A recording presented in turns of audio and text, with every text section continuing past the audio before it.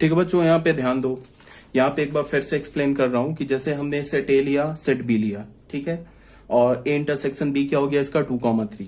अब यहाँ पे मैंने क्या बोला कि 1 जो है वो ए इंटरसेक्शन बी का एलिमेंट नहीं है। ये अगर मैंने बोला 1 is not the element of A intersection B, तो इसको हम क्या बोलेंगे, ऐसे नहीं बोलेंगे कि 1 is not element of A and 1 is not element of B.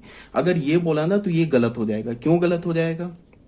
Because अगर 1 ए इंटरसेक्शन बी का एलिमेंट नहीं है तो 1 तो ए और बी में से किसी ना किसी एक सेट का तो एलिमेंट होगा ही। ठीक है, तो यहां पे क्या है कि यहां पे क्या बोला जा रहा है कि 1 ए का भी एलिमेंट नहीं है एंड 1 बी का भी एलिमेंट नहीं है। तो यहां पे देख लो 1 तो है ना एक एलिमेंट, तो ये तो हमारा क्या हो गया कि 1 not element of A and 1 not of element of B. तो ये तो गलत हो गया बिकॉज बीच में एंड है। ये ट्रू कब होगा, ये कब ट्रू होगा, जब ये भी ट्रू हो जाए एंड ये भी ट्रू हो जाए तो जाके ये ट्रू होगा। बट ये तो पहला स्टेटमेंट हमारा फॉल्स हो गया। इसका क्या मतलब है कि ये हमारा फॉल्स हो गया। कहने का क्या मतलब है कि अगर 1 एलिमेंट ए इंटरसेक्शन बी का नहीं है तो हम ऐसा नहीं बोलेंगे 1 ए का भी नहीं है एंड 1 बी का भी नहीं है, ये गलत हो जाएगा। हम क्या बोलेंगे, 1 ए का एलिमेंट नहीं है और 1 बी का एलिमेंट नहीं है। अब ये ऑलरेडी बताया जा चुका है कि ये बीच में और लगा है, तो और वाला स्टेटमेंट कब सही होता है, जैसे मैंने बोला स्टेटमेंट 1 और स्टेटमेंट 2 के बीच में और है, तो ये पूरा स्टेटमेंट कब सही होगा, इसमें से कम एक सही हो जाए। ये सही हो जाए, ये गलत हो जाए तो ये स्टेटमेंट सही हो जाएगा। ये फॉल्स, ये करेक्ट तो भी ये स्टेटमेंट सही, ये भी करेक्ट तो भी ये स्टेटमेंट सही। ठीक है, ये फॉल्स तब जाके स्टेटमेंट फॉल्स होगा। अब यहां पे मैंने क्या बोला, 1 ए इंटरसेक्शन बी का एलिमेंट नहीं है।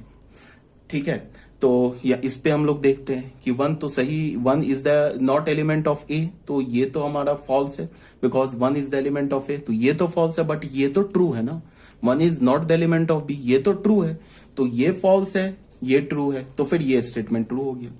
ठीक है, अब आ जाओ बच्चों, यहाँ पे क्या है कि हमारे पास क्या दे रखा है, थर्ड पॉइंट में क्या है, for any 2 sets A and B, कोई भी 2 सेट उठा लो ए एंड बी, तो A union B intersection A is equal to A और बी का यूनियन ले लो, उसके साथ ए सेट का इंटरसेक्शन लो, तो वो क्या मिलेगा हमें, ए सेट मिलेगा। क्यों मिलेगा ए सेट, बहुत सिंपल सी IQ है। ए यूनियन बी तुम अगर लोगे तो उसमें ए के तो सारे एलिमेंट आ जाएंगे और बी के भी सारे एलिमेंट आ जाएंगे, तो ए यूनियन बी में ए के तो सारे एलिमेंट है ना प्रेजेंट, तो अगर उसके साथ तुमने ए सेट का इंटरसेक्शन लिया तो हमें क्या मिलेगा, सेट ए। फिर ए यूनियन बी में भी ए के सारे एलिमेंट प्रेजेंट है, बी के सारे एलिमेंट प्रेजेंट है, तो अगर तुमने ए यूनियन बी लिया, ठीक है, उसका इंटरसेक्शन बी सेट के साथ लिया तो बी सेट मिल जाएगा। एक्चुअली क्या है, ये तुम्हें बताया जा चुका है कि अगर मैंने बोला A is the subset of B, तो इसको मैं क्या बोल सकता हूं, if and only if A is the subset of B, तो A intersection B is equal to A, और बीच में यहां एंड है और नहीं है, and A union B is equal to B. ठीक है, अगर ए बी का सबसेट है तो ए और बी के बीच का जो इंटरसेक्शन वो ए होगा, एंड मतलब ये भी होना चाहिए एंड ये भी होना चाहिए, तब जाके ये ट्रू होगा। ठीक है, और ए यूनियन बी क्या होना चाहिए, बी के इक्वल होना चाहिए। ठीक है, बीच में हमारा और है, ये ट्रू हो जाए या ये ट्रू हो जाए तो ये ट्रू हो जाएगा, ये क्या होगा फिर फॉल्स हो जाएगा। अगर ए बी का सबसेट है तो क्या होना चाहिए, ए यूनियन बी को क्या होना चाहिए, बी के इक्वल होना चाहिए, और ए इंटरसेक्शन बी को क्या होना चाहिए, ए के इक्वल होना चाहिए, तब जाके ए बी का सबसेट होगा। ठीक है, अब यहां पे क्या है कि मैं ऐसे बोल सकता हूं कि ए इंटरसेक्शन बी जो होगा वो हमेशा सबसेट होगा ए का भी और बी का भी, बिकॉज ए इंटरसेक्शन बी में तो ए के भी एलिमेंट प्रेजेंट होंगे, बी के भी एलिमेंट प्रेजेंट होंगे, तो ए इंटरसेक्शन बी ए का भी सबसेट होगा, बी का भी सबसेट होगा। तो अगर मैंने ए इंटरसेक्शन बी का इंटरसेक्शन लिया ए के साथ, तो ऑब्वियस सी बात है क्या आना चाहिए, सबसेट आना चाहिए। ये जो सेट है इसका सबसेट है ना, तो क्या आएगा, ए इंटरसेक्शन बी।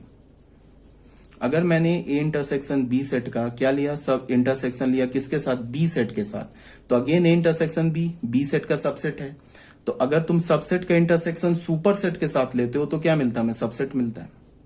ठीक है, और अगर तुमने ए इंटरसेक्शन बी का यूनियन ले लिया बी के साथ या ए के साथ, तो हमें क्या मिलेगा, ए, बिकॉज ये सुपर सेट है, ये सबसेट है, तो सबसेट का यूनियन सुपर सेट के साथ तो ए सेट। ए इंटरसेक्शन बी का अगर तुमने यूनियन ले लिया बी के साथ तो वो हमें अगेन बी सेट मिलेगा, क्योंकि ये सबसेट है, ये सुपर सेट है, तो सबसेट और सुपर सेट का यूनियन सुपर सेट होता है। ठीक है, तो यही बात यहाँ पे लिखी हुई है बी और सी में, देख लो। अब बच्चों आ जाओ generalize definition of intersection of sets. Suppose that हमारे पास n सेट्स हैं, A1 A2 A3 dot dot up to infinity, n नहीं इन्फानाइट सेट्स हैं। तो उन इन्फानाइट सेट्स का जब हम इंटरसेक्शन लेंगे तो उसके इंटरसेक्शन का जो एलिमेंट होगा वो क्या होगा, A1 में भी प्रेजेंट होगा, A2 में भी प्रेजेंट होगा, A3 में भी प्रेजेंट होगा एंड सो ऑन, मतलब कि उस इन्फानाइट सेट्स में प्रेजेंट होगा। ऐसे होता है ना कि अगर तुमने मान लो 3 सेट्स लिया A B एंड C, तो उन तीनों सेट्स का जो इंटरसेक्शन होगा A intersection B intersection C, उसमें से कोई भी एक एलिमेंट उठाओ, वो एलिमेंट A में भी प्रेजेंट होगा, B में भी प्रेजेंट होगा एंड C में भी प्रेजेंट होगा, तीनों में प्रेजेंट होगा, तभी तो उन तीनों के इंटरसेक्शन का एलिमेंट है। तो यहाँ पे क्या बोला जा रहा है, the intersection of set A1 A2 A3 and so on up to infinity is the set of all those element. A1 A2 A3 से लेके इनफाइनाइट एलिमेंट सेट लोगे, उनका जो इंटरसेक्शन होगा वो कैसा सेट होगा, is the set of all those elements which are common to all the sets A1 A2 A3। ठीक है, अगर इनफाइनाइट सेट्स का तुम इंटरसेक्शन लोगे तो वो कैसा सेट होगा, एक ऐसा सेट होगा जिसके एलिमेंट्स A1 में भी प्रेजेंट होंगे, A2 में भी, A3 में एंड सो ऑन। तो अगर हमने n इज इक्वल टू 1 से इन्फिनिटी लिखा, an लिखा, तो क्या होगा A1 intersection A2 intersection A3 and so on. ठीक है, इसको मैं रोस्टर फॉर्म में कैसे लिखूंगा, ये जो है ना लेफ्ट हैंड साइड जो लिखा हुआ है राइट हैंड साइड का शॉर्ट फॉर्म है। अगर मैं इसको इंटरसेक्शन में लिखता हूं तो इंटरसेक्शन में क्या, इसमें सेट बिल्डर फॉर्म में लिखता हूं तो क्या होगा, the set of all x such that X belongs to N for all N. सारे एन के लिए क्या होना चाहिए, एक्स जो होगा वो एन का एलिमेंट होगा फॉर ऑल एन। एन का वैल्यू 1 लो तो एक्स जो होगा A1 का भी एलिमेंट होगा, एन का वैल्यू 2 लो तो एक्स जो होगा वो A2 का भी एलिमेंट होगा, एन का वैल्यू 3 लो तो एक्स जो होगा वो A3 का भी एलिमेंट होगा, ये कहा जा रहा है। ठीक है, अगर हमारे पास के सेट्स हैं, जैसे हमने n इज इक्वल टू 1 से लेके k तक लिया ना, मान लो k का वैल्यू 10 ले लिया हमने, तो अगर हमारे पास 10 सेट्स हैं, 10 सेट हैं, तो उन 10 सेट का जो इंटरसेक्शन होगा वो पहले सेट में भी मिल जाएगा, इंटरसेक्शन का जो एलिमेंट होगा वो पहले सेट में मिल जाएगा, दूसरे में भी, तीसरे में भी, ऐसे करके सारे 10 सेट्स में मिल जाएगा। तो यही बोला जा रहा है, is the set of all x such that X belongs to N. X क्या होगा, एन का एलिमेंट होगा, for N is equal to 1 2 3 से लेके k तक। ठीक है, k का वैल्यू 10 लोगे तो कितने सेट्स हो जाएंगे, 10 सेट्स हो जाएंगे। तो अगर x जो है A1 A2, यहाँ x जो है वो A1 intersection A2 dot dot A10 का एलिमेंट है, तो x क्या होगा, A1 का भी होगा, A2 का भी होगा, A3 का, ऐसे करते हुए A10 का भी होगा। ठीक है, अभी आ जाओ बच्चों एग्जाम्पल में। एग्जाम्पल में क्या बोला जा रहा है कि हमारे पास एक सेट A दे रखा है 1 2 3, एक सेट B दे रखा है 2 4 6 और एक सेट C दे रखा है 1 2। यहाँ पे बच्चों करेक्ट कर लेना, ये कुछ नहीं है। ठीक है, then find A intersection B intersection C। हमें 3 सेट निकालना है, A intersection B intersection C। ये करेक्ट कर लेना, यहाँ पे कुछ नहीं लिखा है, यहाँ मैंने 1 एक्स्ट्रा ऐड कर दिया, तुम अपने PDF में करेक्ट कर लेना। तो A intersection B intersection C, इसका अगर हमने इंटरसेक्शन लिया तो हमें क्या मिला, 2 मिला। तो ये जो 2 होगा ये A में भी प्रेजेंट होगा, B में भी प्रेजेंट होगा, C में भी प्रेजेंट होगा, तभी इंटरसेक्शन का एलिमेंट मिला। अब A इंटरसेक्शन B क्या होगा, 2। A और B के बीच में भी कौन सा कॉमन एलिमेंट है, सिर्फ 2 है, तो ये जो 2 होगा A में भी होगा, B में भी होगा। B इंटरसेक्शन C क्या मिला हमें, 2, तो ये जो 2 B और C दोनों में होगा। C इंटरसेक्शन क्या हुआ, 1, 2, तो ये जो 1 और 2 होगा ये A C और A दोनों में होगा। ठीक है, A C इंटरसेक्शन A, हाँ ठीक है, ये 1 और 2 C और A दोनों में होगा। ठीक है, अब बच्चों आ जाओ डिसजॉइंट सेट्स में। डिसजॉइंट सेट किसे बोलते हैं, ऐसे सेट को हम, 2 सेट को अगर हम डिसजॉइंट बोलते हैं, इसका क्या मतलब है कि दोनों सेट के बीच में कोई भी कॉमन एलिमेंट नहीं है। वेन डायग्राम में हम क्या करेंगे, उन दोनों सेट को सेपरेट ड्रॉ करेंगे। सेपरेट ड्रॉ करने का मतलब कि उन दोनों सेट के बीच में ओवरलैपिंग नहीं होगा, तभी जाके हम उन दोनों सेट्स को क्या बोलेंगे, डिसजॉइंट सेट। ठीक है, जैसे हमने एक सेट A लिया, एक सेट B लिया, A सेट और B सेट हमारा क्या है, डिसजॉइंट सेट है, तो A इंटरसेक्शन B क्या होगा, 5 होगा। ठीक है, जैसे एग्जांपल ले लिया, A हमने ले लिया 1 2 3, B क्या ले लिया हमने 5 8, इसके बीच में कोई कॉमन एलिमेंट नहीं है, तो A और B हमारा क्या डिसजॉइंट सेट है, तो A इंटरसेक्शन B क्या हो गया, 5। अब आ जाओ, हमने फिर एक सेट A लिया, एक सेट B लिया, ये दोनों सेट भी अलग अलग है, डिसजॉइंट सेट है, तो A सेट में कौन सा एलिमेंट है, 1 2 3, B सेट में कौन सा एलिमेंट है, 5 एंड 8, ये दोनों सेट क्या हमारा डिसजॉइंट अलग अलग लिखा है। तो अगर ए सेट की बात करूं तो 1 2 3, बी सेट की बात करूं तो 5 8, ए इंटरसेक्शन की बात करूं तो 5। अब यूनिवर्सल सेट में कौन कौन सा एलिमेंट होगा, 1 2 3 से लेके 12 तक। देख लो इस बॉक्स के अंदर, इस रेक्टेंगल के अंदर जितने भी एलिमेंट्स होंगे वो सारे एलिमेंट्स तो यूनिवर्सल सेट में होंगे। तो अगर यूनिवर्सल सेट की बात करूं तो उसमें 1 2 3 से लेके 1 2 3 5 8 9 10 11 एंड 12 ये सारे एलिमेंट्स होंगे। ठीक है, अब यहाँ पे एक और एग्जांपल लिया, इसे तुम मान लो सेकंड एग्जांपल, इसे मान लो बच्चों थर्ड एग्जांपल। ठीक है, अगर एक सेट हमने लिया क्यू किसे रिप्रेजेंट करता है, set of all rational number. एक सेट लिया हमने बी किसे रिप्रेजेंट करता है, set of all irrational number. ठीक है, तो अगर ए इंटरसेक्शन बी लिया मीन्स क्या होगा, क्यू इंटरसेक्शन क्यू कंप्लीमेंट लिया तो वो 5 होगा। बिकॉज हमें पता है ना कि रैशनल और इरैशनल तो अलग होते हैं ना। कोई भी तुम रैशनल उठा लो वो इरैशनल के इक्वल नहीं है, कोई भी रैशनल उठा लो वो रैशनल के इक्वल नहीं है, तो उसका क्या हो जाएगा 5। अब बच्चों आ जाओ pair wise disjoint set. Pair wise disjoint set को हम क्या बोलते हैं, कैसे बोलते हैं ये समझो। मान लो कि हमारे पास 10 सेट्स हैं, 10 सेट है, और मैं बोलूं कि ये जो 10 सेट है ये पेयर वाइज डिसजॉइंट है। तो पेयर वाइज डिसजॉइंट बोलने का मतलब क्या है कि उस 10 सेट में से कोई भी 2 सेट उठा लो, A1 A2 उठा लो, A2 A5 उठा लो, A9 A10 उठा लो, A6 A4 उठा लो, कोई भी 2 सेट उठा लो, उन दोनों सेट के बीच का इंटरसेक्शन नल सेट होगा। ठीक है, अब तुम इसको ऐसे समझो, अगर कोई भी 2 सेट, अगर मान लो कि कोई भी 10 सेट्स, मान लो कि मैंने 10 सेट ले लिया और 10 सेट को बोल दिया कि ये पेयर वाइज डिसजॉइंट है, ये 2-2 करके डिसजॉइंट है। तो अगर ये 2-2 करके डिसजॉइंट है, 2-2 करके मतलब कि कोई भी 2 सेट का इंटरसेक्शन 5 है, तो वो 3-3 करके भी डिसजॉइंट होगा। बिकॉज अगर किसी भी 2 सेट का इंटरसेक्शन 5 होगा तो 3 सेट का भी इंटरसेक्शन 5 होगा, 4 सेट का भी इंटरसेक्शन 5 होगा, फिर 5 सेट का भी इंटरसेक्शन 5 होगा, और 10 सेट का इकट्ठे इंटरसेक्शन लोगे तो वो भी 5 होगा। कैसे, अगर मान लो कि मैंने बोला कि हमारे पास 10 सेट्स हैं वो पेयर वाइज डिसजॉइंट है, ऐसे मैंने बोल के मैं चुप हो गया, और मैंने बोला कि अगर मैं कोई भी 2 सेट उठाऊं तो उसका इंटरसेक्शन क्या मिलेगा, तुम बोलोगे 5 मिलेगा। अब मैं अगर बोलूं कि मैं कोई भी 3 सेट उठाऊं उसका इंटरसेक्शन क्या मिलेगा, तुम बोलोगे 5 मिलेगा। अगर मैं बोलूं कि मैं कोई भी 4 सेट उठाऊं इसका इंटरसेक्शन क्या मिलेगा, तुम बोलोगे 5 मिलेगा। अगर मैंने बोला कि अगर मैं 10 सेट ले लूं, अब इन 10 सेट का इंटरसेक्शन लूं, अब क्या मिलेगा इंटरसेक्शन, तो तुम बोलोगे 5 मिलेगा। क्यों, तुम ऐसे देखो, अगर किसी भी 2 सेट का इंटरसेक्शन 5 है तो जब तुम 3 सेट लोगे ना, मान लो कि A1 A2 का इंटरसेक्शन 5 है, ठीक है, या फिर तुम ऐसे मान लो A4 A6 का इंटरसेक्शन 5 है। तो अगर A4 A6 का इंटरसेक्शन 5 है और अगर तुमने 3 सेट ले लिया, A4 A6 और A7 ले लिया, तो A4 A6 का इंटरसेक्शन 5 है, तो फिर क्या होगा, 5 इंटरसेक्शन 7 सेट। तो 5 का किसी सेट के साथ इंटरसेक्शन लोगे क्या मिलेगा, हमें 5 मिलेगा। तो किसी भी 3 सेट का इंटरसेक्शन क्या हो जाएगा, 5 हो जाएगा। इसी तरह से किसी भी 4 सेट का इंटरसेक्शन 5 हो जाएगा। जैसे समझ लो, नहीं अगर समझ में आ रहा है तो ऐसे समझ लो। मान लो हमारे पास एक सेट दे रखा है 1 2, एक सेट दे रखा है 5 6, एक सेट सी दे रखा है 7 8, एक सेट डी दे रखा है 9 10। अब बताओ इसमें से कोई भी 4 सेट है ना, कोई भी 2 सेट उठा लो, एनी 2 सेट, इंटरसेक्शन क्या होगा, 5 होगा। ठीक है, अब अगर किसी भी 2 सेट का इंटरसेक्शन 5 है तो किसी भी 3 को उठा लो, A intersection B intersection C. अब इसको देखने की जरूरत नहीं है, ये ए इंटरसेक्शन बी तो 5 होगा, मैंने बोला ना किसी भी 2 का इंटरसेक्शन 5 होगा, तो इसको हम क्या लिख सकते हैं, 5 इंटरसेक्शन सी, ये क्या हो जाएगा 5। आ रही बात समझ में। तो अगर मैं बोलूं कि कोई intersection of any 2 sets is a null set, तो ये सफिशियंट है कि intersection of any 3 set is also null set, intersection of any 4 set is also null set, intersection of all the sets is also a null set. ठीक है, तो यहाँ पे क्या बोला जा रहा है, family of sets A1 A2 dot dot AN, हमारे पास n सेट्स हैं, is said to be pairwise disjoint if AI intersection AJ is equal to 5 for all I not equal to J।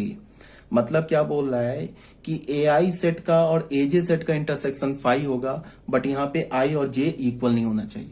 अगर मान लो I और I को equal ले लेंगे तो AI सेट का इंटरसेक्शन और AI सेट का इंटरसेक्शन तो AI आ जाएगा, सेम सेट का इंटरसेक्शन तो सेम सेट होगा ना, A इंटरसेक्शन A होगा, बी इंटरसेक्शन बी होगा। अगर तुमने आई और जे का वैल्यू डिफरेंट रखा, मान लो आई का वैल्यू 2 रखा, जे का वैल्यू 4 रखा, तो A2 A4 5 मिलेगा। किसी भी दो सेट का इंटरसेक्शन 5 मिलेगा। ये पेयर वाइज डिसजॉइंट सेट है। जैसे तुम यहाँ पे देख लो, ए सेट हमारे पास 1 2 3 है, बी सेट 10 11 है, सी सेट क्या हमारे पास -3 एंड 0। हमने ए इंटरसेक्शन बी देख लो 5 है, बी इंटरसेक्शन सी 5 है, सी इंटरसेक्शन ए 5 है। तो किसी भी दो सेट का इंटरसेक्शन 5 है तो तीनों का तुम इकट्ठे ले लो, वो भी 5 होगा। A B C are pairwise disjoint set. हाँ, एक बात अब याद रखो, उल्टा ट्रू नहीं है। अगर मैंने बोला किसी भी 3 सेट का इंटरसेक्शन 5, सॉरी किसी भी 2 सेट का इंटरसेक्शन 5 है तो किसी भी 3 का 5 होगा, किसी भी 4 का 5 होगा, ये सब एंड सो ऑन, ये तो ट्रू है।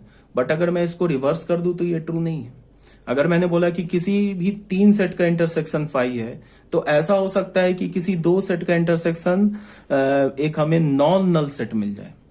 ऐसा हो सकता है कि अगर मान लो कि 3 सेट का इंटरसेक्शन 5 है तो ऐसा हो सकता है कि दो सेट का इंटरसेक्शन क्या मिल जाए हमें, कोई एक नॉन नल सेट मिल जाए। मान लो 2 सेट का इंटरसेक्शन लिया, हमें सेट 2 मिल गया, ये पॉसिबल हो सकता है। बट अगर मैंने बोला कि किसी भी 2 सेट का इंटरसेक्शन 5 है तो कभी भी किसी भी 3 सेट का इंटरसेक्शन नॉन नल सेट नहीं होगा। हमेशा 3 का भी नल होगा, 4 का भी नल होगा, 5 का भी नल होगा। बट अगर मैंने बोला कि किसी भी 3 का नल है तो किसी भी 2 का नॉन नल हो सकता है। ये रिवर्स ट्रू नहीं है, ठीक है। एक बार आप करना क्या, 1 2 सेट खुद से बना के ना एक बार क्रॉस चेक कर लेना, ये पॉसिबल है, ठीक है। तो अब आ जाओ सेकंड पॉइंट पे। आई प्लस किसे रिप्रेजेंट करता है, set of all positive integer. Positive integer को हम क्या बोलते हैं, नेचुरल नंबर। आई माइनस क्या है, set of all negative integer. Q C क्या है, इरेशनल नंबर। सी क्या हमारा, कॉम्प्लेक्स नंबर। तो बताओ पॉजिटिव इंटीजर और ये 4 हमने सेट ले लिया, पॉजिटिव इंटीजर और निगेटिव इंटीजर के बीच में इसका क्या होगा, इंटरसेक्शन 5 होगा। पॉजिटिव इंटीजर और कॉम्प्लेक्स नंबर के बीच में integer, positive integer is a complex number. तो कॉम्प्लेक्स नंबर की जगह तुम करो क्या, पॉजिटिव इंटीजर तो कॉम्प्लेक्स नंबर होता है, ठीक है। पॉजिटिव इंटीजर कॉम्प्लेक्स नंबर का इंटीजर, तो एक काम करो तुम इसको 3 ही सेट लो। यहाँ पता नहीं कैसे ये हो गया, इसको हटा दो, ये एंड सी को हटा दो। बच्चों करेक्ट कर लेना पीडीएफ में, ठीक है। ये वाले पोर्शन हटा दो, सी जहां दिख रहा है ना उसको हटा दो।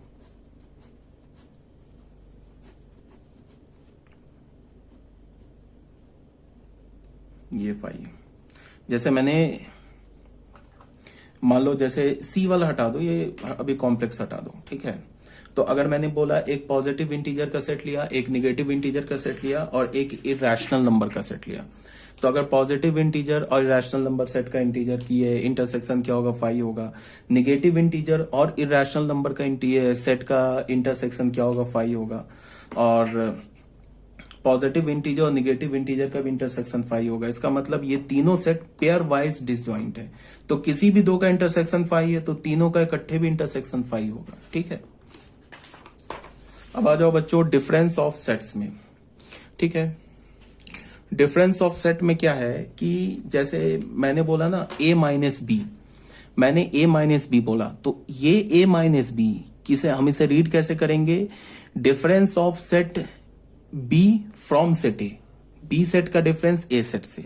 तो ये क्या है, इस सेट में एलिमेंट क्या आएगा, set of all those elements of set a which are not element of b।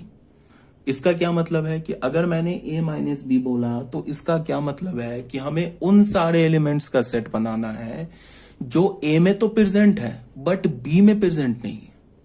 बात आ रही समझ में। अगर मैंने बोला a माइनस बी सेट लिखो तो हमें वो सारे एलिमेंट्स लिखने हैं जो एलिमेंट सेट a में है बट b में नहीं है। इसका क्या मतलब है कि a सेट में से b सेट का एलिमेंट हटा दो। इसका फिर इसको और क्या बोल सकते हो कि a सेट में से a और b के का जो इंटरसेक्शन एलिमेंट है, जो कॉमन एलिमेंट है, वो हटा दो। नहीं समझ में आ रहा है तो अब ऐसे देखो, पहले मान लो मैंने a सेट ले लिया 1 2 3 4 ले लिया, एक b सेट मैंने क्या ले लिया 4 5 6 7 ले लिया, ठीक है। अब मैंने बोला a माइनस बी सेट लिखो। a माइनस बी सेट लिखने का क्या मतलब है कि a सेट में से b सेट के एलिमेंट को हटा दो। तो ए सेट में कौन सा बी का एलिमेंट है, ये 4, तो 4 हट गया, तो ए इंटरसेक्शन बी क्या मिल गया, 1 2 3। ठीक है, अब इसको तुम ऐसे भी बोल सकते हो कि हम ए सेट में से ए और बी के बीच का कॉमन एलिमेंट हटा दे। तो कौन सा कॉमन एलिमेंट है, 4, तो 4 को हटा दे, तो ये मिल गया क्या हमें, ए माइनस बी। अब अगर मैं तुम्हें बी माइनस ए बोलूं, लिखो, तो क्या होगा, बी सेट में से, इस सेट में से ए का एलिमेंट हटा दो, तो ए का एलिमेंट हटा दो या ए और बी के बीच का कॉमन एलिमेंट हटा दो। तो ए और बी के बीच का कॉमन एलिमेंट क्या, 4, तो 4 हटा दिया, तो क्या हमें मिल गया, बी माइनस ए, 5 6 7 मिल गया। समझ में आ रही है बात। ए सेट सपोज डेट एक दूसरा एग्जांपल लिया, 1 2 3 ले लिया, और बी सेट हमने क्या ले लिया, 4 5 6 ले लिया। अब हमने ए माइनस बी किया, तो ए में से बी सेट का एलिमेंट हटा दो, बट ए में तो बी का सेट का कोई एलिमेंट है ही नहीं, तो इसका मतलब ए में से कोई भी एलिमेंट नहीं हटेगा, तो ये पूरा सेट आ जाएगा 1 2 3। अगर मैंने बी माइनस ए बोला तो इसका क्या मतलब है, बी सेट में से ए सेट का एलिमेंट हटा दो या बी और ए के बीच का कॉमन एलिमेंट हटा दो, तो बी और ए में तो कोई कॉमन एलिमेंट नहीं है, तो ये पूरा सेट क्या आ जाएगा, 4 5 6। ये सेट ए के इक्वल है, ये सेट बी के इक्वल है। तो इसको तुम क्या लिखोगे कि ए माइनस बी सेट ये एक सेट के इक्वल होगा if A intersection B is equal to 5, that is A and B are disjoint set. A and B are disjoint sets. अगर B माइनस A ये B के equal कब होगा, if A intersection B is equal to 5, that is A and B are